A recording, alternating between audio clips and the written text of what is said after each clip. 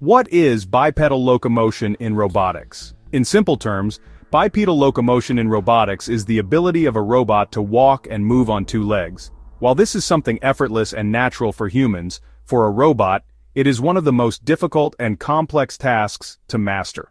The main challenge for engineers is balance.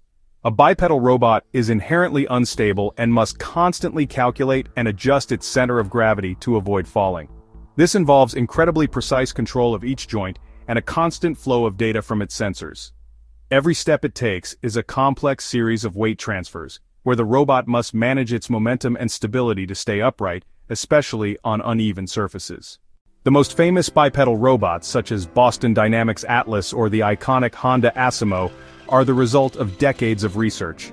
Their ability to walk, climb stairs, and even jump is a monumental achievement, as it allows them to navigate environments designed for humans like homes, offices, or disaster zones. In short, bipedal locomotion is not just a form of movement, it is one of the greatest frontiers of robotics. Mastering it allows for the creation of more versatile robots, capable of interacting and operating in the real world in ways that wheeled or tracked robots simply cannot.